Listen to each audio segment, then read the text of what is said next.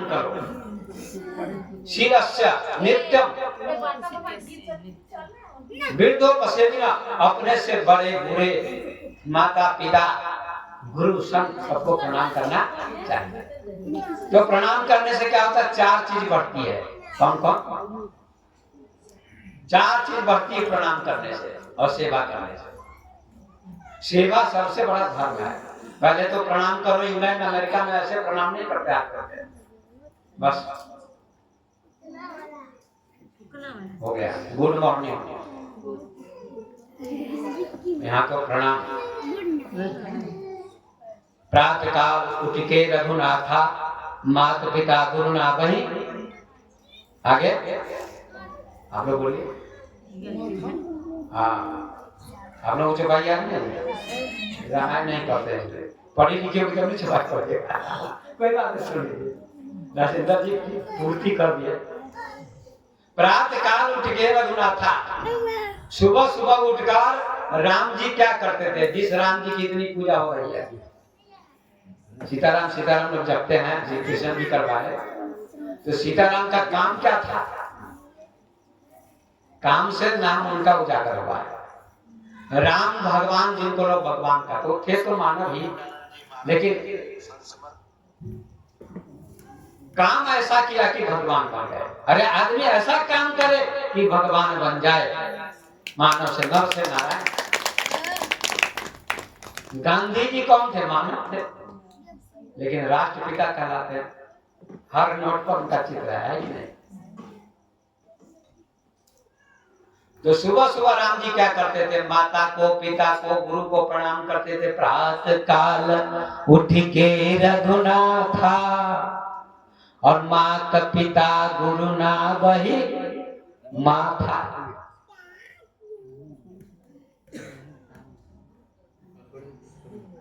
सुबह सुबह उठकर माता पिता को प्रणाम करिए, माथा झुकाकर। माथा माने सर। सुबह सुबह सर झुका के प्रणाम करिए। माता को, पिता को और गुरु को। ये तीन, राम जी कौशल्या को, दशरथ को और वशिष्ठ जी को प्रणाम करके कोई काम करते थे। इसलिए मानव से महान बन गए, भगवान बन गए।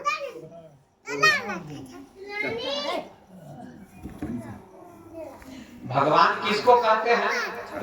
सुनिएगा, जो जनता की सेवा करता वह सच्चा इंसान है। मानवता का कर्म करे तो मानव ही भगवान है। राम जी, कृष्ण जी, कबीर साहब, खुद भगवान, सब मानव ही थे, लेकिन सब भगवान बन गए। इसलिए सबसे पहला आशीर्वाद क्या मिलता है? माता पिता से बच्चों को और गुरु से आयु बढ़ती है, ऐसा लिखा मनुस्मृति। क्या कहती है माँ? पिता क्या कहते हैं? बेटा जीते रहो। नहीं कहते हैं माँ कहती है। बोलिए ना आप लोग, हाँ या ना?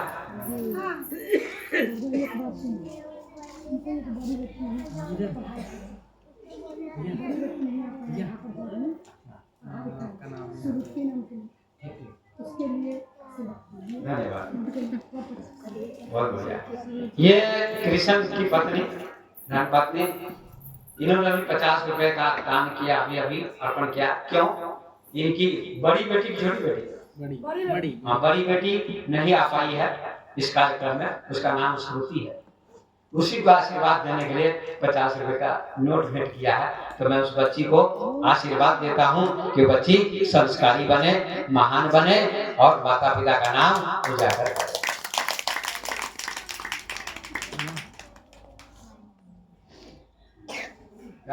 चाहिए प्रमोद जी, हमारे शिष्य हैं प्रमोद जी, इन्होंने भी 100 रुपए अर्पण किए हैं। और ये बच्चा शायद इनका 50 रुपए दिया और 50 रुपए इस बच्चे ने दिया। प्रमोद जी को, इनके बच्चों को बहुत बहुत आशीर्वाद है और आगे बढ़े और फले फूले और संस्कारी बने। सब ताली बजाते हैं।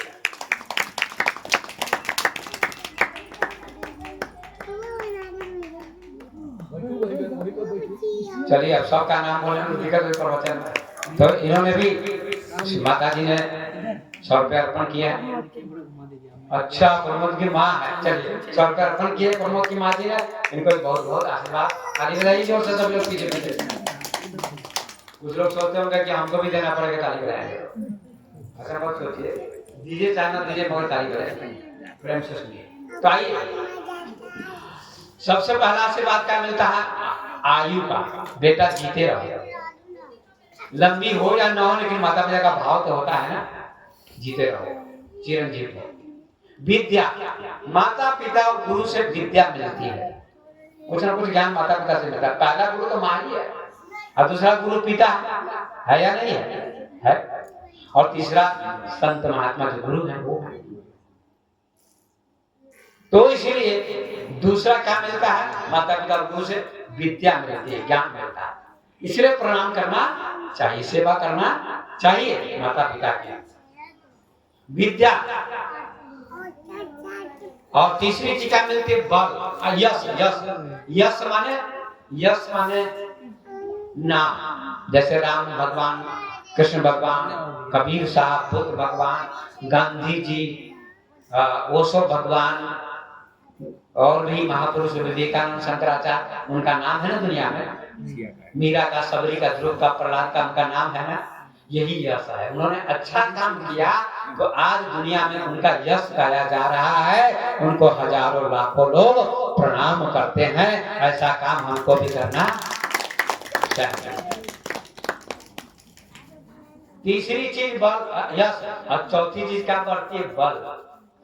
माता पिता गुरु का आशीर्वाद मिलता तो बल बढ़ता है। कौन बल? मनोबल। अरे आशीर्वाद मिला, अच्छा काम करना चाहिए। हम लोग को भी आशीर्वाद मिला माता पिता का और गुरु का। देखिए मानव से महामानव बन चुके हैं, हजारों प्रवचन जानते हैं, हजारों ग्रंथ का अध्ययन किए। इसलिए प्रत्येक दिन माता पिता को प्रणाम करो, उनकी सेवा करो।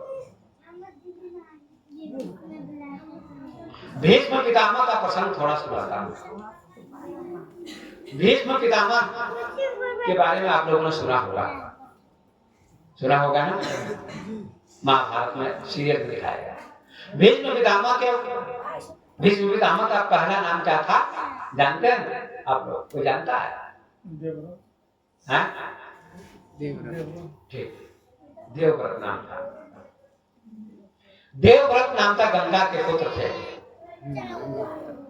शांतनु पिता का नाम था। कहते हैं कि गंगा से जब विवाह हुआ उनका, तो गंगा ने कहा शांतनु से कि मैं तभी विवाह करूंगी आपके साथ जब मेरी बात आप मानेंगे। मैं जो भी करूं आप मना नहीं करेंगे। कहा ठीक है, स्वीकार। गंगा बहुत सुंदर थी, उसके साथ विवाह था। पहला बच्चा हुआ, गर्भ में आया। जब जन्म लेता है बच्चा, तो उस बच्चे को गंगा बहाने जाती है। गंगा स्त्री का रूप है। कहाँ जाती है? गंगा में बहा दिया। लेकिन राजा कुछ नहीं बोला। दूसरा पुत्र हुआ, उसको भी बहा दिया। तीसरा पुत्र हुआ, उसको बहा दिया। 6-7 पुत्र को बहा दिया। और 8वां पुत्र कौन है? देवव्रत। उसको भी बहाने जा रही थी, तो शांतनु ने उसका हाथ पकड़ लिया। कहा बस बहुत हो गया, तुम माँ हो कि राक्षसी हो, इसको नहीं बहाने दूंगा। तो गंगा ने कहा ठीक है, वचनबद्ध आप हैं, अब आपके पास मैं नहीं रहूंगी। अब मैं चलती हूँ स्वर्ग, और इस बेटे को भी लेती जाती हूँ। और 16 साल के बाद वापस लौटा दूंगी आपको। गंगा चली गई बेटे को लेकर। शांतनु उदास रहने लगे। आगे हस्तिनापुर में, राजधानी में उदास रहने लगे। माता पिता के प्रति कैसा व्यवहार होना चाहिए बेटे का, पुत्र का, ये मैं सुना रहा हूं, सुनिएगा। शांतनु जो राजा थे, भीष्म के पिता, देवव्रत के पिता, वो दुखी रहने लगे पत्नी के वियोग में। पत्नी को क्या कहते हैं समाज में? बोलिए आप लोग। पत्नी का दूसरा नाम क्या है? गृहिणी। हाँ? गृहिणी बोलती है। गृहिणी तो बोलते हैं ही है लोग, लेकिन एक और नाम है अर्धांगिनी। क्या बोलते हैं? और पूर्व पत्नी अर्धांगिनी है। और पति क्या है? पति अर्धांग है कि नहीं है? ये खाली पत्नी अर्धांगिनी है? पति भी अर्धांग है। दोनों मिलाकर जीवन चलता है। एक पैर पति, दूसरा पैर पत्नी, दोनों को मिलाकर पति और पत्नी से पूरा जीवन चलता है। अगर पति मर जाता है तो पत्नी अधूरी रह जाती है, और पत्नी मर जाती है तो पति अधूरा रह जाता है। बिल्कुल अधूरा रहता है पति भी और पत्नी भी। लेकिन समाज में गलत बात कही जाती है कि पत्नी अर्धांगिनी है। मेरा एक प्रवचन है यूट्यूब पर, पत्नी अर्धांगिनी नहीं है। सिर्फ पत्नी अर्धांगिनी नहीं है, पति भी अर्धांग है, आधा अंध।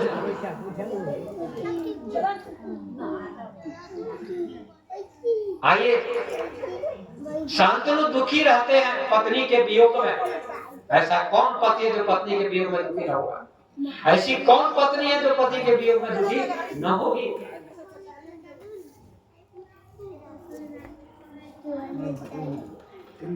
क्या नाम है?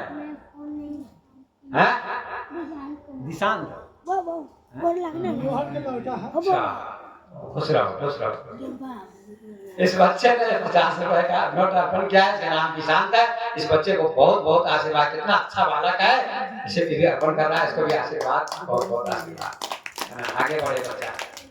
धन्यवाद।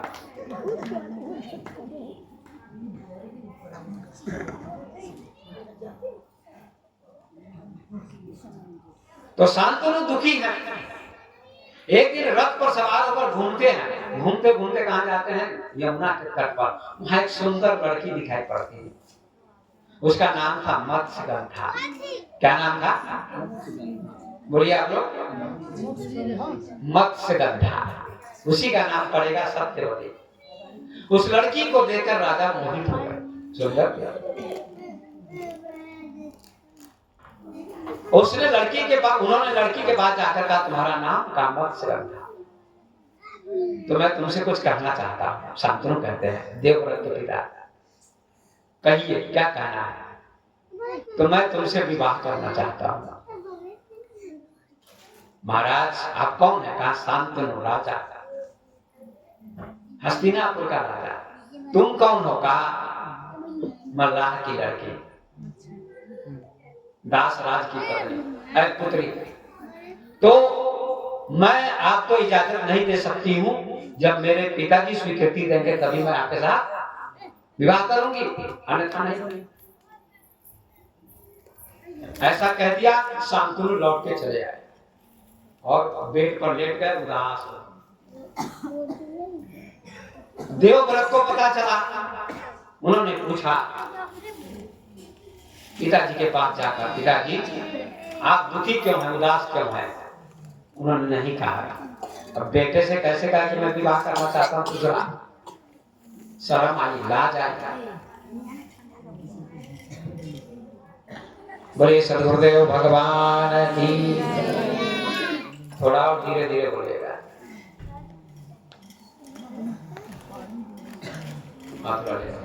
थोड़ा धीरे धीरे बोलिएगा क्योंकि पेट्रोल खर्चा हो जाएगा। संत भगवान प्रेम से बोले संत भगवान की, सद्गुरुदेव भगवान की।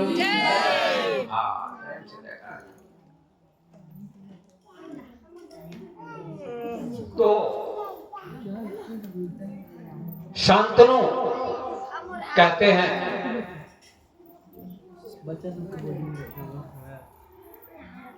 शांतनु कहते हैं, वो कुछ नहीं बोलते हैं। बार बार पूछते हैं देवव्रत पिताजी क्यों उदास हैं? नहीं बताते हैं। साथी से पता चल गया कि विवाह करना चाहते हैं। तो देवव्रत कुछ नहीं बोलते पिताजी को और चले जाते हैं कहाँ? उस लड़की के बाप के पास और कहते हैं आपकी क्या शर्त है? बोलिए। का यही शर्त है कि जो मेरी लड़की से लड़का होगा वही राजा बनेगा। तब मैं अपनी लड़की का विवाह आपके पिता से करूंगा। आप कौन है? कहते हो मैं उनका लड़का। क्या नाम है? आरती। आरती इस बच्चिया ने शायद 10 रुपए का दान किया, भेंट किया। इस बच्ची को बहुत बहुत आशीर्वाद है, आगे बढ़े, संस्कारी बने। इस माता जी ने भी अर्पण किया कुछ, इस माता जी को भी बहुत बहुत आशीर्वाद। और अभी ओम प्रकाश की पत्नी भी आई थी, उन्होंने भी 100 रुपए का दान किया। सबको बहुत बहुत आशीर्वाद। आइए, तो शांतनु देवव्रत कहते हैं। क्या नाम है? रोहित। इस बच्चे ने नाम रोहित है, इसने 100 रुपए का नोट दिया। इस बच्चे को बहुत बहुत आशीर्वाद। सभी लोग ताली बजा के आशीर्वाद दीजिए। छोटे बच्चे ने भी 50 रुपए दिया। क्या है? शिवम। किसका लड़का है? लक्ष्मण साहब। छोटे बच्चे ने, जो शरारती बच्चा अल्लाह कर रहा है, बहुत अच्छा है, इसने 50 रुपए का नोट भेंट किया। इस बच्चे को बहुत बहुत आशीर्वाद। बच्चा नटखट होते हुए भी अच्छा संस्कारी आगे बढ़े। जो नटखट होता है, संस्कारी होता है, तेज होता है।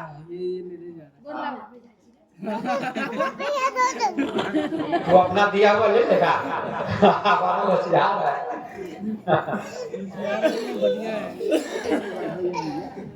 बोले सतगुरुदेव भगवान की। तो देवव्रत कहते, बोलो क्या आपका कथन है? कहा मेरी लड़की से जो लड़का होगा वही राजा बनेगा, ये मेरी शर्त है। तो कहा ठीक है, मैं राजा नहीं बनूंगा, आपका नाती राजा बन जाएगा। तो आपने मेरे पिताजी से विवाह करवा दीजिए अपनी लड़की का। कहा नहीं नहीं, आप विवाह करिएगा, आपका बेटा दावा करेगा। आप तो नहीं राजा बनेंगे, लेकिन आपका बेटा दावा करेगा कि मैं राजा बनूंगा। तो भीष्म पितामह जो देवव्रत अभी है, वो प्रतिज्ञा करते दोनों हाथ पर उठाकर, आकाश, धरती, चंद्रमा, सूर्य, दिशा। हाँ तो भाई श्री राम को रिकॉर्ड कर रहा है। इस दोनों बच्चों ने क्या नाम बोला पड़ेगा? है ना? मैं सुलानी कि सलोनी। चलो कोई बात नहीं। इन दोनों बच्चों ने भी कुछ भेंट किया है। इन दोनों बच्चों को भी बहुत बहुत आशीर्वाद। सब तारीफ का आशीर्वाद। तो देवव्रत कहते हैं ठीक है, मैं एक प्रतिज्ञा करता हूँ, मैं राजा भी नहीं बनूंगा, और प्रतिज्ञा करता हूँ आपके सामने, धरती आसमान के सामने, सबके सामने, कि मैं कभी विवाह करूंगा नहीं। मैं कभी विवाह नहीं करूंगा, आजीवन ब्रह्मचारी रहूंगा। ऐसा कहा।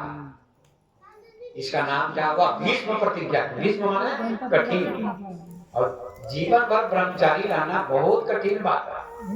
इसलिए उनकी प्रतिज्ञा को हम क्या बोलते हैं? भीष्म प्रतिज्ञा। इसलिए उनका उस दिन से नाम क्या पड़ गया? भीष्म पितामह। और उनके पिता से विवाह हो गया, उस लड़की का सत्यवती नाम पड़ गया। अब इस कहानी को कहने का मतलब क्या है? अब विवाह जब हो गया, अब उनके पिता जब मरने लगे शांतनु, तो देवव्रत भीष्म पितामह को बुलाते, कहते हैं बेटा मैं दुनिया से जा रहा हूं, तुमने बहुत बड़ा महान काम किया है, मेरे विवाह के लिए तुमने अपने विवाह का त्याग कर दिया। ऐसा पुत्र धरती पर न होगा, न हुआ है, न होगा। इसलिए आंखों से आंसू भरकर गले से लगाया भीष्म पितामह को और कहा बेटा मैं तुमको इच्छा मृत्यु का वरदान देता हूँ, जब तुम्हारी इच्छा होगी तभी तुम प्राण त्यागोगे। उन्हीं का दिया हुआ वरदान था। इतना बड़ा महान काम किया किसने? पिता के लिए अपना विवाह त्याग दिया। कैसा पुत्र था? ऐसा पुत्र बहुत कम होता है। राम जी ने भी कैकेयी के आदेश पर चले गए, राम जी भी चले गए राम जंगल। दशरथ जी ने नहीं कहा तुम जाओ, लेकिन कैकेयी ने कहा कि राम को जाना होगा, बर्बाद हो जाएगा। भीष्म पितामह जैसा पुत्र, राम जैसा पुत्र, ध्रुव जैसा, प्रहलाद जैसा ऐसा पुत्र हो तो माता पिता जीवन में ही तर जाते हैं, मरने के बाद तरने की जरूरत नहीं पड़ती। जीवन में ही माता पिता तर जाते हैं।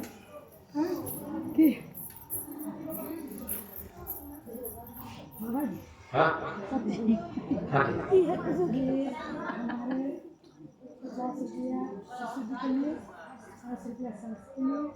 उनके लिए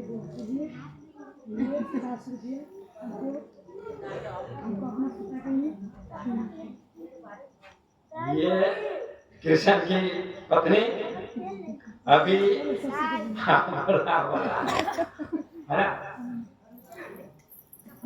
सास के लिए 50 रुपया, राजेंद्र जी के लिए जो ससुर है उनके लिए 50 रुपया। बहुत बहुत इन्होंने कहा है कि इन दोनों को मैं 50-50 रुपये अभी दान में दे रही हूँ आपको, उनके नाम से, है ना, हमको आशीर्वाद दीजिए। धन्यवाद, बहुत बहुत आशीर्वाद इनको। और मंच पर तो आपने नोट चढ़ा दिया, अच्छा किया, पर हमसे ज्यादा सेवा आप सास की सदा के लिए करिएगा। आज की भावना को देखकर मेरा मन बहुत खुश हो रहा है, मेरा मन बहुत भावुक हो रहा है। कृष्ण की धर्मपत्नी को देख करके बार बार आकर कभी बच्चों के लिए, कभी बच्ची के लिए, कभी सास के लिए, कभी ससुर के लिए अर्पण कर रही है। बहुत बहुत धन्यवाद, इनको बहुत बहुत आशीर्वाद है, लाखों लाखों आशीर्वाद, सदा सुखी रहे, आगे बढ़े। और 100 रुपये और किसके लिए? अपनी माँ के लिए और अपने पिता के लिए, जिन्होंने जन्म दिया उनके लिए, अपने माता पिता के लिए भी 100 रुपये दिए। इसलिए इनको बहुत बहुत आशीर्वाद है, बार बार आशीर्वाद। राजेंद्र जी कहाँ चले गए? अंदर गए। हाँ, अंदर गए, भीतर गए। तो आइए, आप लोगों ने सुना होगा, एक लोग गाते हैं,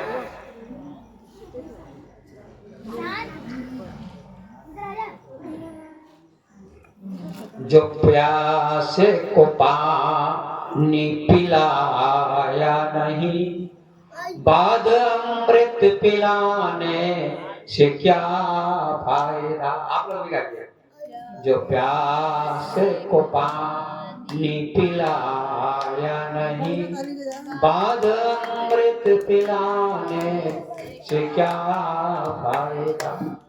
जो गिरते हुए को उठाया नहीं, जो गिरते हुए को उठाया नहीं, बाद आंसू बहाने से क्या फायदा। जो प्यासे को पानी पिलाया नहीं, बाद अमृत पिलाने से क्या फायदा। बाद अमृत पिलाने से क्या फायदा।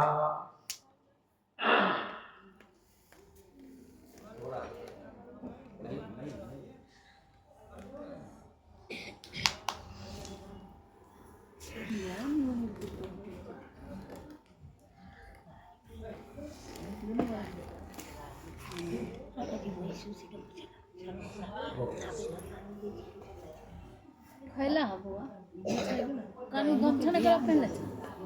हां, टाइम क्या हो गया? तो थोड़ा अब सरस्वती का अर्थ मैं बता रहा था। सरस्वती का अर्थ होता है वाणी, शब्द। तो आपके घर में आपकी माँ ही क्या है? सरस्वती। उनका सम्मान करिए, उनकी पूजा करिए, उनकी सेवा करिए, जीवन भर उनकी देखभाल कीजिए। ये सबसे बड़ा धर्म है। मंदिर में भी जाना नहीं पड़ेगा। किसी गुरु के आप शिष्य हैं, अच्छी बात है। हर गुरु कहते हैं माता पिता की सेवा करो। ऐसा कोई गुरु नहीं है जो नहीं कहता कि माता पिता की सेवा ना करो। तो हम 10 क्लास में पढ़ते थे। अब तो हम कॉलेज वगैरह भी किए हुए, बहुत पढ़े लिखे हम,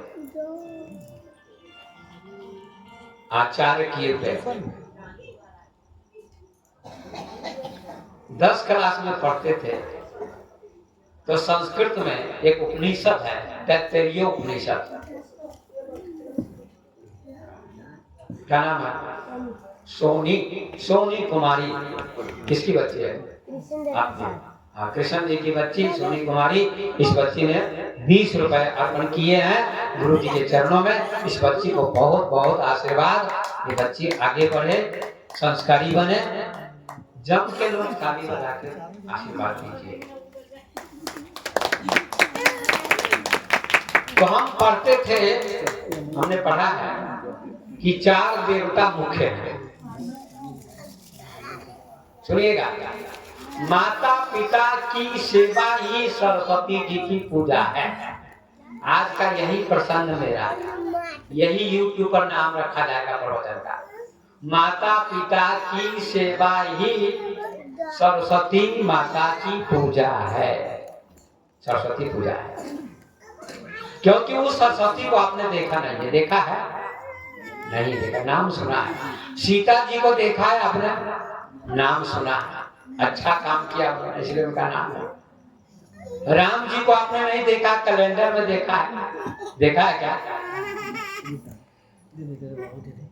राम जी को देखा है आपने? अरे हाँ या ना बोलिए ना। नहीं देखा, पर कैलेंडर में या रामचरितमानस के द्वारा जानते हैं।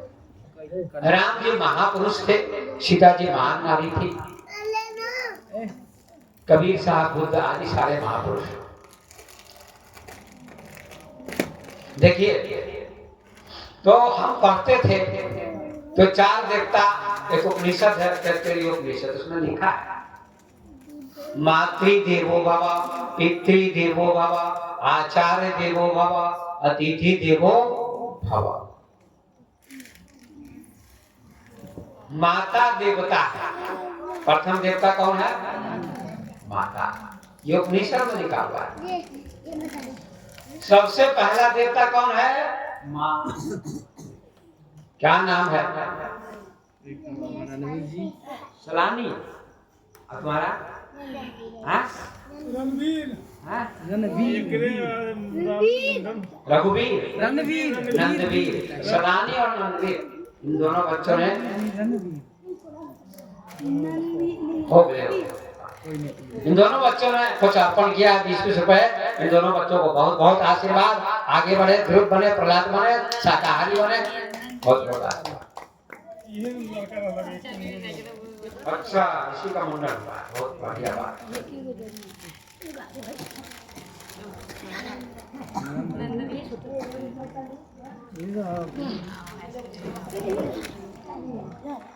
तो मातृ देवो भव। अब थोड़ी देर चर्चा करेंगे और विराम में ज्यादा नहीं बोलेंगे क्योंकि समय हो गया होगा। हाँ, थोड़ी देर चर्चा करेंगे, 10 मिनट चर्चा होगा, बस विराम। माता देवता है। क्यों देवता? देवता क्यों कहते हैं माँ को? क्योंकि देवता का अर्थ होता है, नंद ने, इस बच्ची ने भी 20 रुपए अर्पण किए। इस बच्ची को भी बहुत बहुत आशीर्वाद, बहुत बहुत आशीर्वाद है। आगे बढ़े, संस्कारी बने।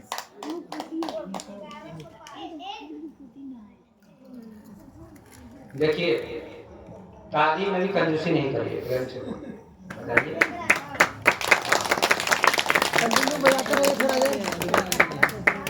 ताली कौन नहीं बजाता है? बोलिए।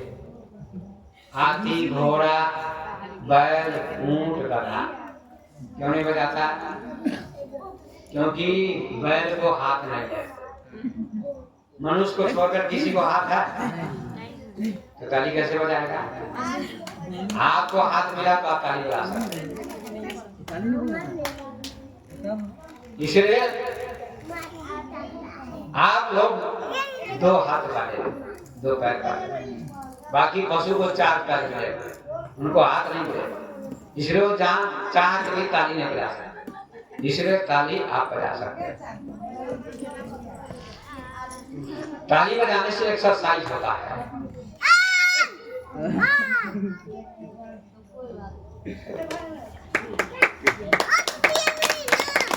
इन्होंने भी 100 रुपये अर्पण किए, सबका नाम तो कहना मुश्किल है, सब बहुत बहुत आशीर्वाद। चलिए आगे। तो प्रथम क्या है, माँ देवता। माँ इसलिए देवता कही जाती है कि माँ जन्म देती है, देने का नाम देवता है। देती है क्या, माँ जन्म देती है, पालती पोषती, इसलिए देवता। सूरज भी देवता है, सूरज प्रकाश देता है। पेड़ पौधा भी देवता है, क्योंकि पेड़ पौधों से हमको फल मिलता है और ऑक्सीजन मिलता है। ऑक्सीजन नहीं मिलेगा तो हम लोग मर जाएंगे। हम लोग कार्बन डाइऑक्साइड छोड़ते हैं और ऑक्सीजन लेते हैं, इसलिए पेड़ पौधा भी देवता है और माता देवता। दूसरा देवता पिता।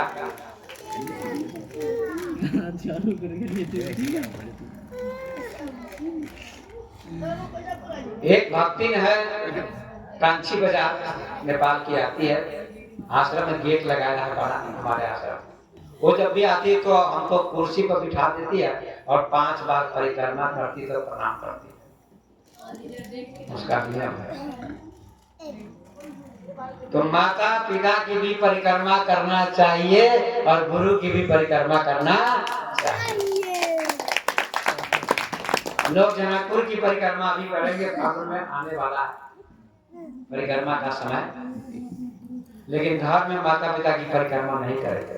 लेकिन उस परिक्रमा को करने का एक कारण है, जिसको चीनी की बीमारी है उसको परिक्रमा करना चाहिए, जिसको डायबिटीज है उसको जरूर परिक्रमा करना चाहिए, कम हो जाता है। ये मेरे लिए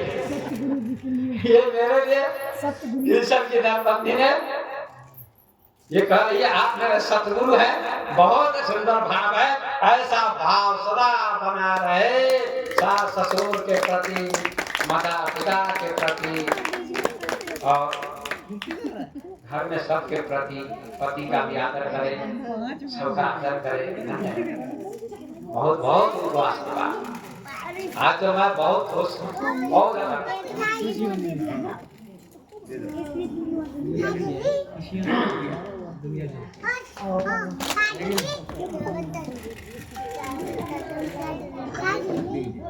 तो पहला देवता कौन, माँ, और दूसरा देवता कौन, पिता।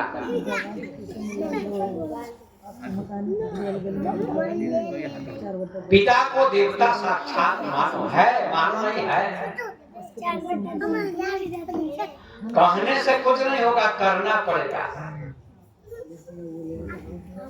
सुन लेंगे एक कान से दूसरे कान से निकाल देंगे, कृष्ण भगवान तो नहीं काम चलेगा। भाई आपका नाम क्या, कृष्ण, शुद्ध नाम कृष्ण, तो कृष्ण भगवान के नाम से आपका नाम है ना।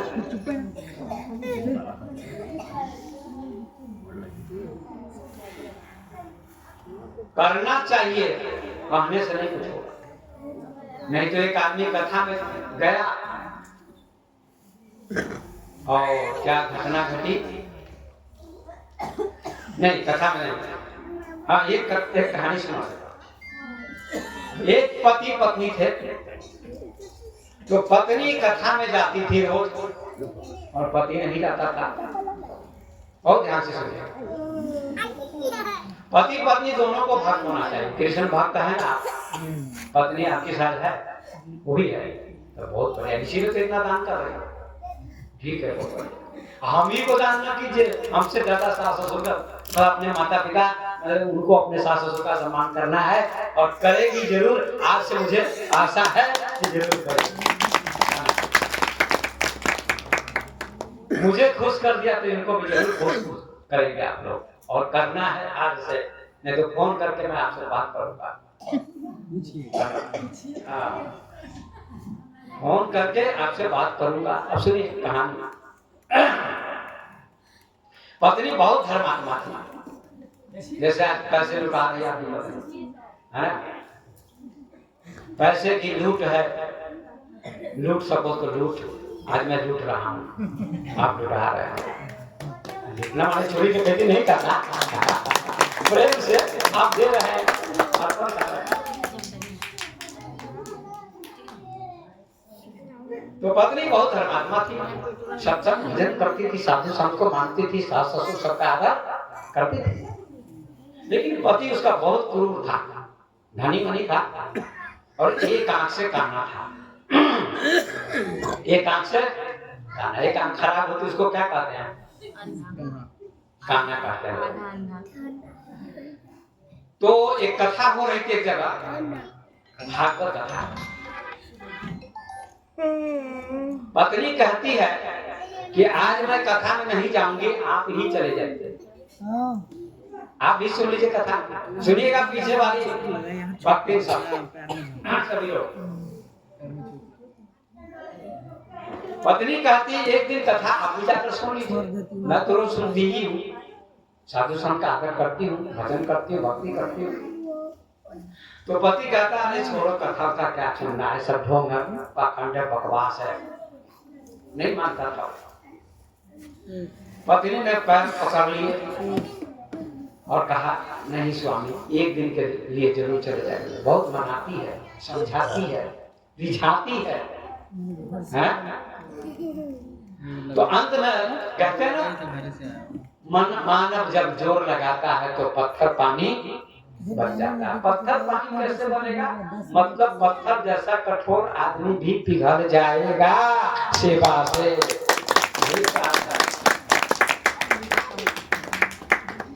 पति रिझ गया, प्रसन्न हो गया, कहता ठीक है आज चाहता था। कभी जिंदगी में नहीं गया था कथा गया, और धनी मनी व्यक्ति था तो आया, और लोगों ने कुर्सी लगी हुई थी तो आगे कुर्सी पर बैठ गया। तो कथाकार ने, विद्वान ने एक चौपाई गाया। क्या कहा? जिन हरि कथा सुनहि नहीं काना, अश्रवण रंध्र अहि भवन समाना। क्या कहा? जिन हरि कथा सुनहि नहीं काना, श्रवण रंध्र अहि भवन समाना। जो अपने कान से भगवान की कथा नहीं सुनते हैं, उनका कान सांप के बिल के समान होता है। तो काना आदमी जो बैठा था, उसने कहा ये कथाकार बहुत खराब है, ये बहुत खतरनाक है, ये मेरी निंदा कर रहा है। कहता है काना, तो काना तो वही था बैठा हुआ वहां, तो उसको बहुत बुरा लगा। जिन हरि कथा सुनहि नहीं काना, श्रवण रंध्र अहि भवन समाना। जो अपने कान से भगवान की कथा प्रवचन नहीं सुनता है, उसका कान सांप के बिल के समान होता है। सांप के बिल में नहीं कोई घुसता है, डर के मारे बेकार होता है, उसके कान बेकार है। जो आंख से दर्शन नहीं करता संत का, महापुरुष का, उसकी आंख बेकार है। जो हाथ से प्रणाम नहीं करता, उसका हाथ बेकार है। और जो पैर से चलकर सत्संग में नहीं जाता, उसका पैर बेकार है। तो काना आदमी बुरा माना, चला गया घर पर और अपनी पत्नी को 2-4 मुक्का मारा। कहा नाला उल्लू की पट्टी। वो कथाकार बहुत खराब है, खतरनाक। वो हमारी निंदा करता है, कहता है हमारी कथा सुनाई नहीं काना, हमको देख के कथा करना, हम ही तो वहां काना थे।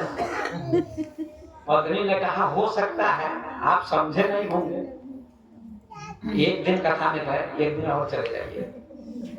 उसने कहा भाड़ में जाए कथा उठा, हमने जाएंगे।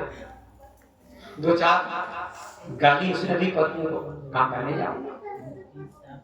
जाऊंगा फिर मेरी निंदा करेगा। कहा नहीं नहीं, आपकी निंदा नहीं करता हूँ, आप एक बार जरूर जाइए, एक दिन और चले जाइए।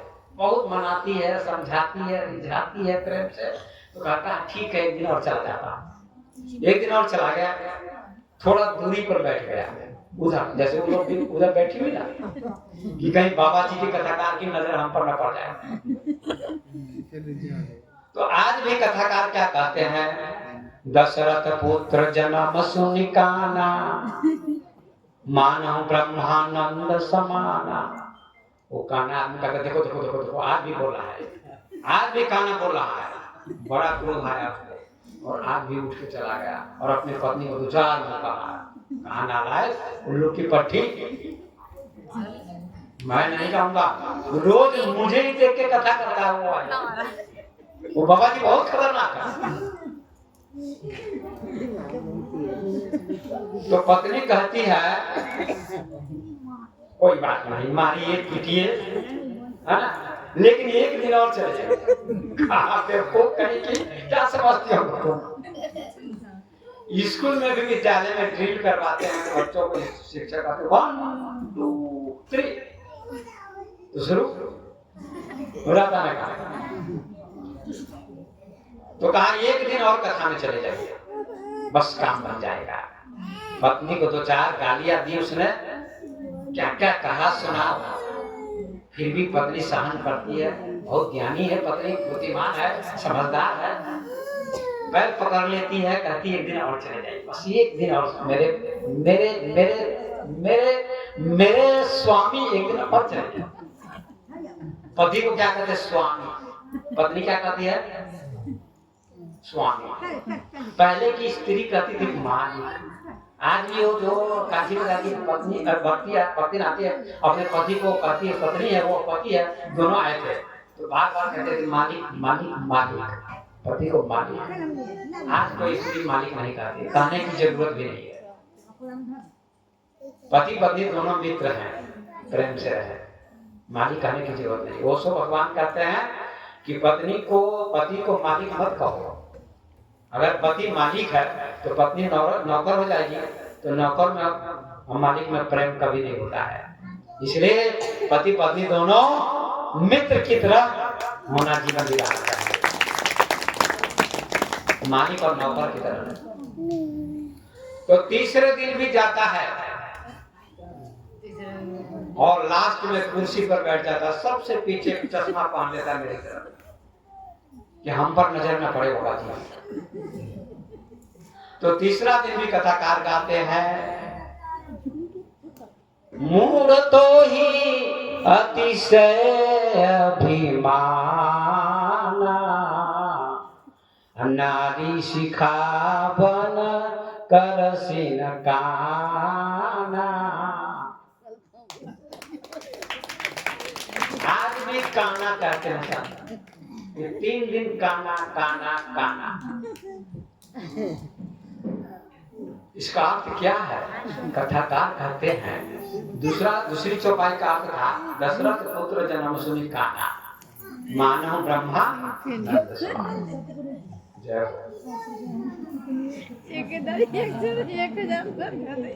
हो जय हो। कृष्ण की धर्म पत्नी, आपका नाम क्या है? श्रीमती इंद्रासन देवी। वाह, क्या नाम है, श्रीमती इंद्रासन देवी जी। कृष्ण की धर्मपत्नी। कितना सुंदर नाम, कितना सुंदर काम, वाह। और इन्होंने अभी जो 100 रुपए का नोट दिया है, क्या कमाल, सबके दान कर रही है, सीधा डायरेक्ट वैकुंठ की यात्रा। पति के लिए 50 रुपए और किसके लिए, और भूल गया मैं, अपने बड़े बेटे के लिए, बड़े बेटे के लिए, बड़े बेटे के लिए 50 रुपए और अपने पति देव के लिए 50 रुपए का नोट, मतलब 100 रुपए का नोट दोनों के लिए भेंट किया, 50-50 रुपए का। इसलिए उनको बहुत बहुत लाखों लाखों आशीर्वाद। धन्यवाद।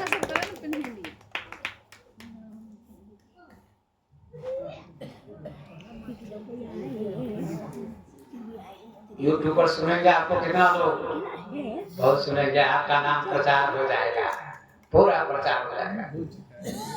हाँ। काना वाला अर्थ नहीं। तो दूसरा दशरथ पुत्र जन्म सुनी काना, दूसरी चौपाई दूसरा दिन जो कहा था इसका अर्थ है कि दशरथ जी ने सुना कि मेरे घर में 4 पुत्रों का जन्म हुआ है, तो उनको बड़ा आनंद है। कान से जब सुना तो इसका अर्थ ये है, अपने कान से सुना, ये अर्थ था वहां। लेकिन उस काना आदमी को लगा कि मुझे को बड़ा है, क्योंकि वो काना था, तो गलत अर्थ उसने लिया। और तीसरा दिन जो चौपाई वो बोले, उस चौपाई का अर्थ है कि ना मूढ़ तो ही अतिशय अभिमाना और नारी सिखावन परसिन का। बाली की पत्नी का नाम था तारा। राम और बाली में युद्ध होने जा रहा था। तो आज लुधियाना में है सुग्रीव के साथ कौन है? राम जी हैं, क्योंकि दोनों भाई में विरोध था। तो कहा आज सुग्रीव के साथ राम जी आए हैं, लक्ष्मण जी, इसलिए आज युद्ध के लिए मत जाइए, क्योंकि बाली ज्यादा जबरदस्त था बलवान और सुग्रीव छोटा भाई था, कम बलवान। उसकी पत्नी को भगा दिया था, उसको भगा दिया था, रामायण में इस क्रियाकांड में लिखा है। तो बाली कहता प्रभु, सुग्रीव कहता मेरी पत्नी को भगा दिया, मुझको भगा दिया, घर से निकाल दिया, मैं कहाँ जाऊंगा, आप रक्षा करें। तो राम जी कहते हैं मैं बाली को मार दूंगा, चिंता मत करो, इसीलिए लड़ाई हो रही है। तो बाली जब लड़ने जाता है सुग्रीव से, आज सब दिन सुग्रीव हाथ डाला था, आज सुग्रीव गरजता है शेर की तरह, क्योंकि उसके साथ में कौन है? राम और लक्ष्मण। इसीलिए तारा समझाती है आज मत जाइए लड़ने, नहीं तो आज आपकी हार होगी, आप मारे जाएंगे, मेरे स्वामी आप मत जाइए आज। लेकिन बाली कहता मैं चाहूंगा, मुझे कोई हरा नहीं सकता दुनिया, मेरे पास जो भी आएगा उसका आधा बल मेरे पास आ जाएगा, ऐसा वरदान था उसको। राम भी आएंगे तो उनका आधा बल मेरे पास आ जाएगा, राम नहीं जीत सकते हमसे। इसलिए राम ने भी छल से काम किया, पेड़ के निकट छुप गए तब बाण मारा है। तो तारा समझाती है मत जाइए, नहीं तो आज आपकी हार हो जाएगी। बहुत समझाती है तारा बाली को, अपने पति को, लेकिन बाली नहीं मानता, उसका अभिमान था, बल का अभिमान था। अभिमान किसी को नहीं करना चाहिए, न धन का, न बल का, न पद का, किसी से कुछ हो सकता है। हम 6 महीने से बिल्कुल स्वस्थ थे और अचानक तबीयत खराब हुई 2 बजे रात को और हॉस्पिटलाइज हमको होना पड़ा। किस समय क्या होगा कोई नहीं जानता। किसी ने गाया है मत कर तू अभिमान रे बंदे, झूठी तेरी शान, मत कर तू अभिमान रे बंदे, झूठी तेरी शान, झूठी तेरी शान रे बंदे, झूठी तेरी शान, तेरे जैसे लाखों आए, हमारे यहाँ जैसे लाखों धरती पर आए, अच्छे मिट्टी में समाए, तेरे जैसे लाखों आए, आकर सब मिट्टी में समाए, मत कर तू अभिमान रे बंदे, झूठी तेरी शान।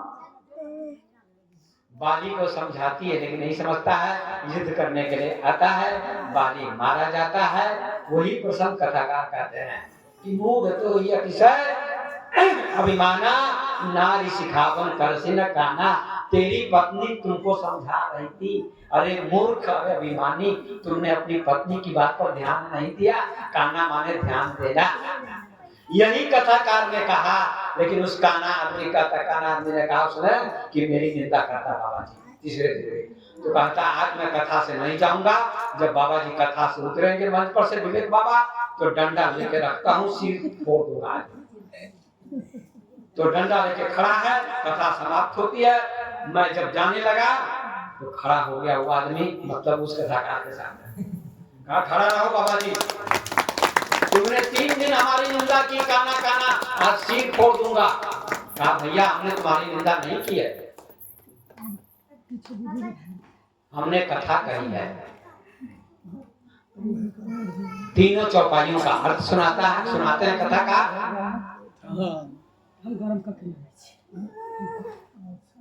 तीनों चौपाइयों का अर्थ सुनाते हैं। तब वो आदमी कहता है हाँ हमारे माता के जग में जितना भी हमारे माता पिताएं हैं, अच्छा उन सबके आशीर्वाद दीजिए। उनके लिए 100 रुपये सब लोग हमें लगा 100 रुपये है, लेकिन 20 रुपये हमको लगा कि जग में जितना भी माता पिताएं हैं, बड़े बहन छोटा बहन, क्या बात है। उन सबको आशीर्वाद दीजिए। अभी फिर इन्होंने 100 रुपए का नोट अर्पण किया आप लोगों के लिए कि जितने लोग आए हमारे बेटे के मुंडन संस्कार में, उन सबके नाम पर मैं 100 रुपए का नोट दे रही हूँ। उसके नाम, उनके नाम से आप आशीर्वाद दीजिए। क्या सुंदर भाव, बहुत सुंदर भाव, बहुत बहुत आशीर्वाद। तो आइए अपना वाणी को विराम देता हूँ। एक चीज और कहिए, अच्छा, बहुत अच्छा, बहुत अच्छा। बिल्कुल बिल्कुल, मंच पर ऐसा होना चाहिए, ताली बजाइए, जय हो। आज मंच पर ही ऐसा होगा, ठीक है ठीक है, ये होना चाहिए, बहुत अच्छा। तो अब मैं वाणी को विराम दे रहा हूँ कि उस आदमी को संतुष्टि मिली, उन्होंने कथाकार ने अर्थ सुना दिया, और उसके बाद राम सौगात जी 50 रुपए का अर्पण किए हैं। इनको भी बहुत बहुत आशीर्वाद और बहुत शुभकामनाएं। तो कान्हा आदमी संतुष्ट हो गया, कहा मैंने आपकी निंदा नहीं की, घर पर चला गया, लेकिन कथाकार को भी ले गया और कहा आप चलिए हमको दीक्षा दे दीजिएगा। तो कथाकार से उसने दीक्षा लेके भक्त बन गया। पत्नी ने उसको भक्त बना दिया। ऐसी पत्नी होनी चाहिए जो अपने पति को भक्त बना, जो नास्तिक था उसको भी भक्त बना दिया। कथाकार को भोजन कराया, सम्मान किया और भक्त बन गया। इन्हीं शब्दों के साथ अपनी वाणी को मैं विराम दे रहा हूँ। तो आज का प्रसंग था कि सरस्वती माता तो महान थी ही, उनकी पूजा होती है, लेकिन आपके घर पर जो माँ है आपकी, वो भी सरस्वती का प्रथम रूप है। उनका सम्मान करिए। पिताजी देवता, माता देवता, गुरु देवता, अतिथि देवता, इन सबका सम्मान करिए। तो माता पिता की पूजा ही सरस्वती की पूजा है।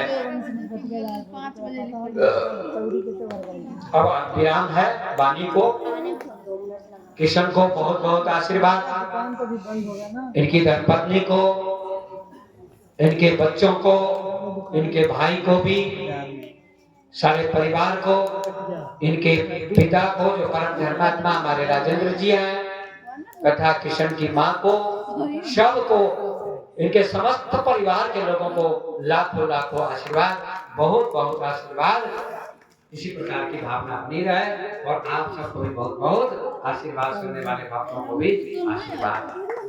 अब वाणी को विराम। अब बोलिए संत भगवान की जय, प्रेमी की जय, उनकी माता पिता की जय, गुरुजनों की जय, नगर बस्ती की जय, जय जय सीताराम।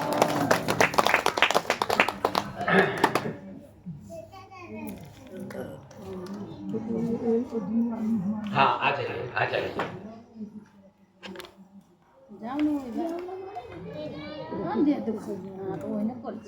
इधर बैठ जाइए, आपके पैर धोए।